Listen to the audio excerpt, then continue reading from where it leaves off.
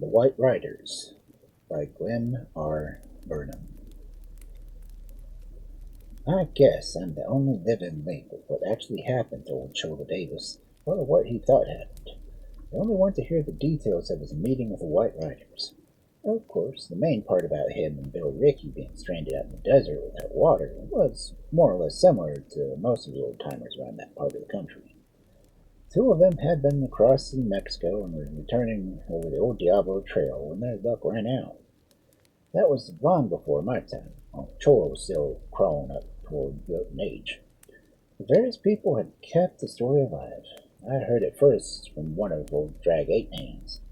It was this fellow and his partner. He found them on the far end of the sand flat. Rickey was dead, and Cholla had certainly got to where he could look over into the other world, if such a thing was possible. What he saw there, however, was something else again. Somebody never else ever knew. Not even me, until last night. I haven't done any talking either since that night. I was just a button at the time, and with natural reactions of a lone kid in a grown-up outfit, scared of being laughed at or accused of grazing the logo stems. Later years, the usual string of acquaintances offered me a little encouragement to sound off about such an off-center occurrence. So the story still stands, as old Cholla finally unloaded it that night down in the Gila. But it's clear as if we were yesterday.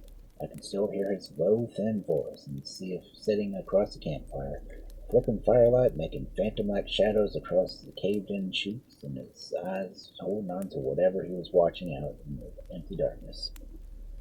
I guess seeing him tell it had as much anything to do with it giving it reality, and that what happened shortly afterwards. I had known Cholla for a couple of months. He had been lying riding down the Rafter Bar when I drifted down to the Squaw Valley and hooked up as an extra hand. Being a maverick kid and lonesome for any pat in the head made me natural for his easy friendliness and his habit of siding with me whenever things got a little scaly. Why, he took a liking to me, I'll never know. I just accepted it and rode on with him most of the time. We made a sort of odd pair. I was still a fuzzy sage and shabby old new colt, while he looked as old as the hills. I don't even suppose he was a cuss. I don't suppose he was actually over 45 or 50, with the tired old eyes under the shaggy wisp of snow-white hair, and skinny frame humped over like a laboring pack as scent carried 140 pounds. Would have fit many of 70. The boys said he looked that way ever since his battle in the desert. However, I never gave much thought to his age. He was just old Cholla, and the way he used the range and savvy into my thick skull without rawhiding my already badly bruised ego was all that counted in my book. This particular day, we had been out stray hunting in the ornery, upended stench of a country along old Gila. Night found us camped down by the river, with our days gathering bedded down in the swale and angled back against the bluff. It had been a hard day. That sort of country was a tough position for anyone to take. Moreover, Cholla's horse had taken a fall during the afternoon, shaking him up considerably. He had cracked his head against a rock and was looking pretty well faded by the time we made camp. He claimed that the hurt was wearing off, though a night's rest would straighten him out all right. I naturally let it go. Such mishaps are everyday stuff in our work. Still, as the evening wore on, I got the feeling of something queer about his actions. Just little things. You know how you will usually spot any stray and off note in a close friend without being exactly able to put your finger on it? With him, it was a sort of fidgety restlessness instead of the usual quiet manner. There was an odd kind of far-off look in his eyes when he thought I wasn't noticing. He seemed eager to talk, which was never his way. He even went so far as to volunteer some of his early day experiences down along the border, a thing I had never known him to do before. It must have been crowding 9 o'clock when he broke off in the middle of the yarn about some Yaqui outlaws and some white settler's wife. I remember I was still humped over, shoving some greasewood chunks into the fire at the time. And suddenly, it was like the sudden silence was like someone had jerked a door shut between us. I could actually feel the quiet settle down like a heavy blanket, the way it does the head of a storm or just before a good turd breaks. A funny cold breath seemed to crawl up along my withers as I twisted around to see what had stopped it. Cholla was still propped up against the saddle, like he'd been for the past hour, but I saw at once he wasn't paying attention to me. His eyes were centered off in the darkness beyond camp. One side of his face was half turned to the firelight's jumpy glow, while his head was canted sideways, as if he were listening for something. Another chilly streak rippled from the direction of my shirt collar and started a question towards my lips. Cholla, however, turned his face back that instant, and it was his question that sent me back on reeling my heels a second time. I never told you about that time the desert rawhide and Rickey and I, did I? He asked, in the tone of a man wanting to unload something, and not quite knowing how to begin. I sat there staring out over my open mouth for a moment. I knew from experience how getting him to talk about that particular subject was like butting your head against a rock-eyed doorway. Now, I managed to choke back my surprise enough to blurt out, "No." He slowly twisted up his smoke, half turned once more to stare off into the night, while I dubbed for words that might help him get started. This was something I'd been wanting to hear for a long time, and my scattered wits were slowly closing in on the idea that this was my big chance. That must have been one rough trip, I finally got out of my way of encouragement. Lucky it didn't finish you like it did Rickey. There was no luck about it. His sharp reply hauled me up short of my mouth, still hanging open. Then he went on slow and thoughtful, as though dragging memory up bit by bit to find the words. No, luck had no hand in it. I wanted to go with Bill, begged him to take me, but they claimed my name wasn't on the books. I'll just have to bide my time, they said. They? I barked, jumping up like a shot-stung wolf. Who are they? What do you mean? The White Riders. His voice had turned kind of low and toneless, with little pauses between the words. That bunch that come for Rickey. And I saw his eyes swing around for another peek at whatever had been studying him out there in the darkness.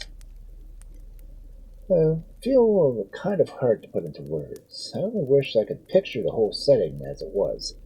Overhead, the big white, fire-bright stars blazed down on the purple-black sky, almost within reach, as if lightening the way for a half-high moon already climbing up over the ridge of the east. The old river at our feet seemed to be growling, muffled answers to the breeze whispered off in the desert. Sounds of sleepy cattle bedded down in the swale added stealthily foot-like rustlings to the soft tinkle of our horse bells out in the darkness. And there, as a sort of centerpiece for it all, a warped circle of campfire light flickered back and forth, throwing phantom shadows around Cholla's gaunt body and mummy-like features. I was still trying to make my hat hold my hair down when his eyes hollowed and face turned back in my direction, and his cigarette butt spun into the fire. I've never been your kind. I've never found your mind exactly hidebound, he said, settling back into his position. Maybe it'll stretch over the seal. Most people couldn't savvy it. I don't myself entirely, but it was all there. It was something outside the range of luck. Cholla slid down further against the saddle as he stretched over the first part of the story. He knew I'd heard about the main points of it. He just filled in some of the details about how and Rickey decided to take the chancy Diablo Trail instead of going along the longer way around. Both were young and strong and good desert men. They never gave the idea of trouble any thought. And they would have likely made out all right if they hadn't run into a sandstorm that tied them up for 2 days at the middle of a hell-bound trench with sand and rock. The storm left them worn to whisper, with grub gone and canteens all but empty. One horse had pulled his picket pins and drift in the wind, while the other was half dead from thirst and breathing so much sand. There was nothing they could do but try to reach a doubtful waterhole they knew about. Waterholes were scarce as gamblers at a prayer meeting. They tried to take the remaining horses along, but the poor critter laid down for his last time a little past noon, just after they'd emptied their last canteen. It was just as well. Early the next day they'd found the waterhole full of sand, dry as a bone.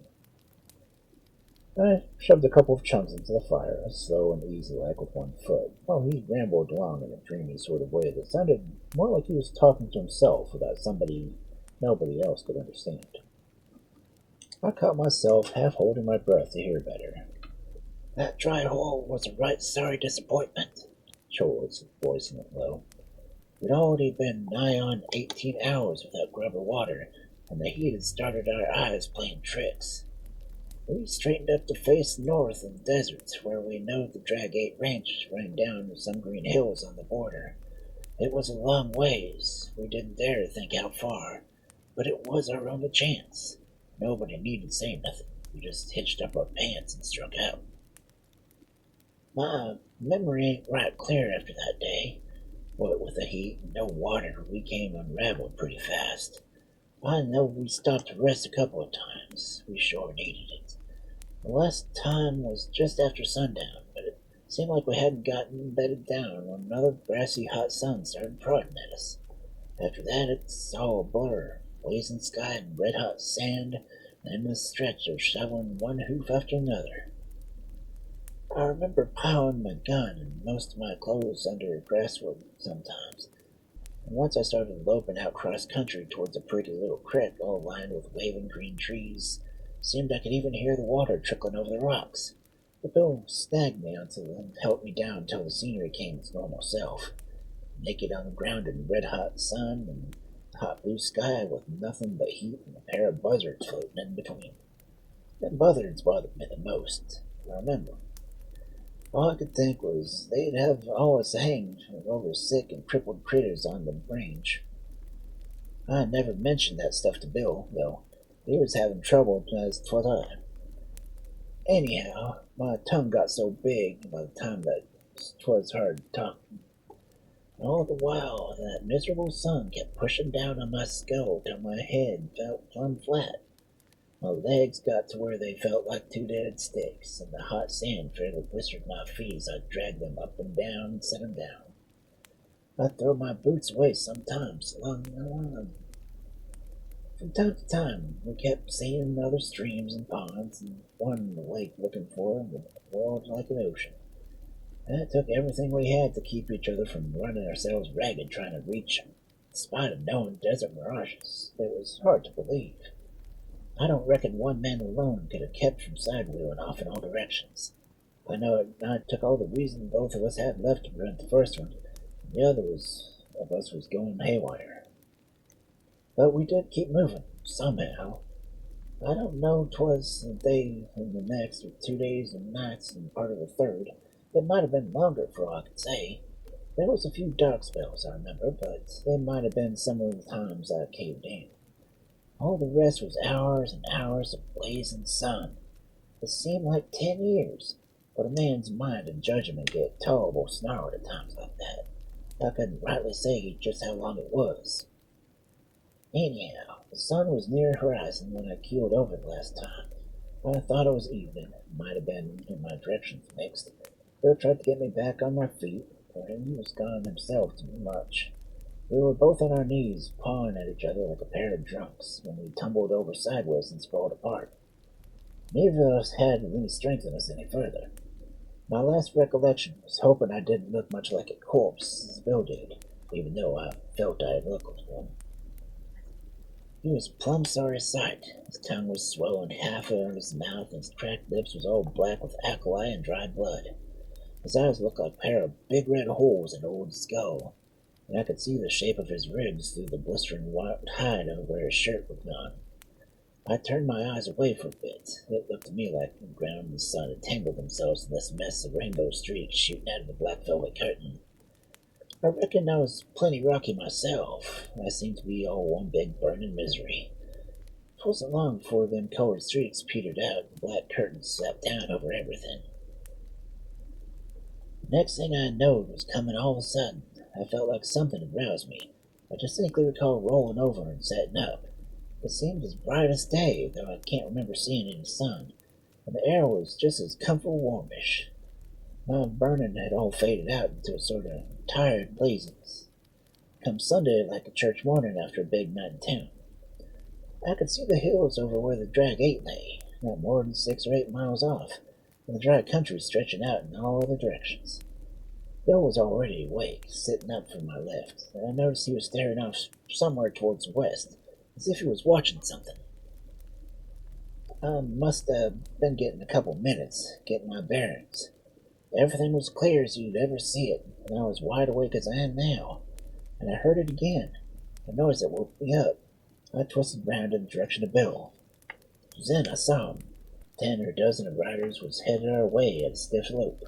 They looked mighty pretty, far off as they were, bobbing against the skyline, and they were singing some kind of song. That was what woke me. I could never recall the words later, though they seemed plain enough then. Memory of it takes me back to 3 or 4 old range songs shuffled into some hymns to make a full deck. Sweet and moving as it was, though, all accompanied by soft low music that seemed to be coming from the jingling of their spurs and bit chains. As they come closer, I saw they were riding milk-white horses with white outfits to match. Saddles, chaps, clothes, all was the same color. Their bits and spurs looked like polished silver, and so was their stirrups and metal trimmings. Handsome has no name for it. And there's another odd thing. While I was watching them, I had no feeling of being scared or spooked up like a man ordinarily would feel at such a sight of unusual outfit. Everything seemed plumb natural and according to oil. All I felt was some normal curiosity and a heap of pleasure in seeing such a sightly bunch. While they were still about 100 yards off, the party kind of fanned out, so I could see one of the boys in the center was leading an extra horse. It was all saddled and bridled, and roll of white clothes was tied up behind the cantle and white chaps across his burn. I remember the first thing that struck me was wondering if they hadn't brung too. It seemed quite natural they should come for us. A minute later, they swung around in a half circle and pulled right up near the Bill was sitting. I half noticed the cool breeze blowing from their direction as they rode along. Now it seemed to be sort of sucked them around the whirlwind fashion. 20 rightly old, just cool and damp. Something like a man would feel standing in the mouth of a cave or under a wet sheet a whole day. As soon as they stop, the gent with the extra horse pulls along overside Bill. Maybe a dozen seconds he sits up and sizing things, then he steps up and gets Bill to his feet. A minute later, he begins helping him into the white outfit. I can see how Bill Trickle looked. Nobody paid attention to me. I started as long as I could, then let out a howl in their direction. I didn't hanker to be overlooked, but not one of them batted an eye my way, just like I didn't exist. I hollered and waved some more, same results. I tried to call Bill's attention by getting real personal. That didn't go down either. I was beginning to feel plumb hostile to them. I saw no call for them to be high-hatting me that way, just 'cause some Tony had an outfit picked them up. I was fairly hot-headed now, anyhow, them days. I finally started over to do something about it, and to let them know he couldn't get it shut out of me without an argument. But I didn't get very far. I was weak as a new calf in spite of feeling so good. I couldn't do much but weave and wobble when I did get to my feet. Still, I hadn't staggered more than just a few steps, for the boss of the outfit, or what I took to be the boss, looked my way, kind of appraising-like. I heard the best I could, but hadn't covered more than half my length when he shook his head crosswise and motioned me back. I tried to ask him what had gained him company, and he kept coming. When I saw Bill step into the saddle and everybody started gathering up their reins, I got desperate and tried to run. I couldn't hack it. My feet wouldn't behave. About a second jump, my legs buckled sideways and my face plowed into the sand. Then I tried crawling without much better luck. I could just barely move. And then the bunch began reining around and setting themselves in their saddles. I saw they were set to pull out. I guess I took a fright and howling and begging not to be left there. My commotion finally caused the boss to turn back and look me over real long and careful. Then he shook his head some more and more. Spoke to me for the first time. I couldn't go this trip, he explained. There was nothing personal or uncomplimentary about it. It just had to be played according to the rules. When my card turned up, they'd be back after me. Meanwhile, I stayed on the ground. Well, I bawled and begged a lot more, but 'tweren't no good. With a wave of his hand, he swung back into the head of the outfit, and the whole bunch started moving off with Bill in the middle. A minute later, they was all headed back towards the west, loping along as a big white cloud of flying manes and tails bobbing riders. And they were singing that song again, just in the way I'd bust your heart. I just laid there, too miserable to lift my head, watching it get smaller and smaller and was singing and dying out to a scant whisper. Cool breezes left with them, leaving it hotter again. I was hurting all over again, only worse. Felt like I was tight Dutch drum banked on the red-hot coals. Fire streaks began gouging up in my eyes and to the top of my head, and everything went black. The next thing I knowed, I was waking up in the Drag 8 bunkhouse, trying to suck water out of a medicine dropper and a plumb wreck. Alive was about all you could say for me. The boss told me a couple of his hands had noticed some circling buzzards and rode out to the flats to investigate. They found Bill stiff as a ramrod and me a little better. Said I was laying sprawled face down at the end of the string of tracks, where I'd staggered and crawled towards Bill's body. They claimed it looked like I'd been trying. Cholla's voice trailed off in a sort of thin whisper, and his head rocked sideways a trifle, then fell forward on his chest. Dead. Sure is dead, the coroner's verdict later. An instantaneous death from a blood clot on the brain. It was explained to everybody's satisfaction by the bump on his head where the horse threw him against the rock. But here's the part that still makes me take a good long look at myself every so often.